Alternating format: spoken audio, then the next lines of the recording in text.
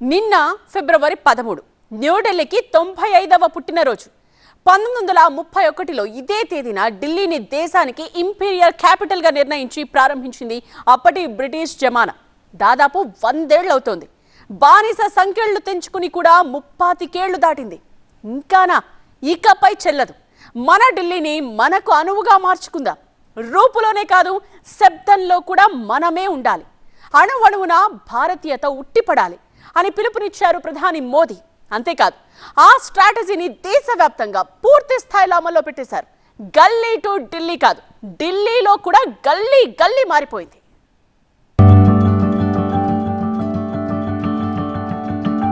ఢిల్లీలోని ప్రధానమంత్రి కార్యాలయం ఇన్నాళ్లు బ్రిటిష్ హయాంలో నిర్మించిన సౌత్ బ్లాక్ లో ఉండేది. ఇప్పుడు పిఎంఓ కేర్ ఆఫ్ మారింది.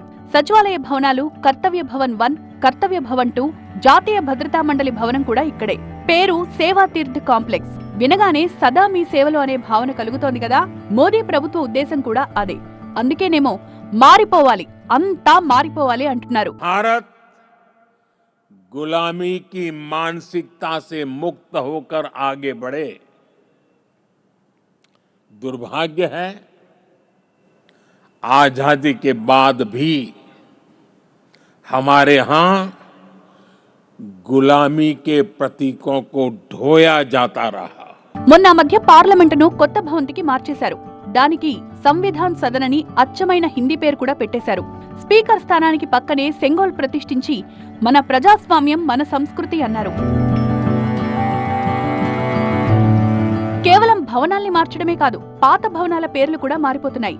ప్రాంతాలకు కొత్త పేర్లొచ్చేశాయి. రాష్ట్రపతి భవన్ రోడ్ను ఇన్నాళ్లు రాజ్పథ్ అనేవాళ్లు. ప్రతి మలుపులోనూ రాజరికమే వినిపించడాన్ని మోదీ సర్కార్ చాలా సీరియస్ గా తీసుకున్నట్టుంది. గతంలో ప్రధాని నివాసం ఉన్న ప్రాంతాన్ని రేస్ కోర్స్ రోడ్ అని పిలిచేవాళ్లు. ఇప్పుడది లోక్ కళ్యాణ్ మార్గ్గా మారిపోయింది.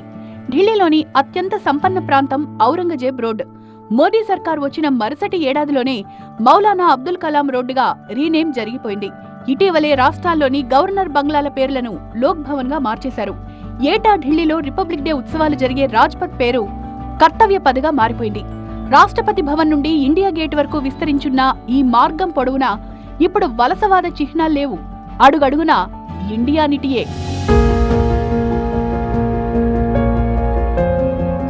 బ్రిటిష్ మొఘల్ చక్రవర్తుల కాలం నాటి నగరాల పేర్లను కూడా మార్చేసి సాంస్కృతిక చారిత్రక ప్రాధాన్యత ఉన్న పేర్లను పెడుతోంది మోదీ ప్రభుత్వం.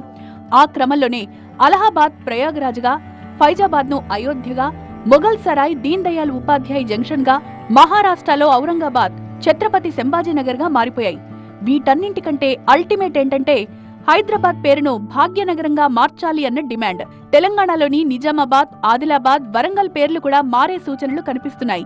వివాదాస్పదమైనా సరే పేర్ల మార్పులో వెనక్కి తగ్గడం లేదు కేంద్ర ప్రభుత్వం. స్థానిక వారసత్వాన్ని పునరుద్ధరించాలి అన్నదే తమ ఉద్దేశమని చెప్పుకుంటోంది.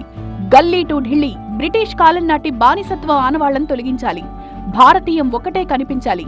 వికసిత్ భారత్ లో ఇది కూడా ఒక కీలక అంశం అంటోంది మోదీ సర్కార్.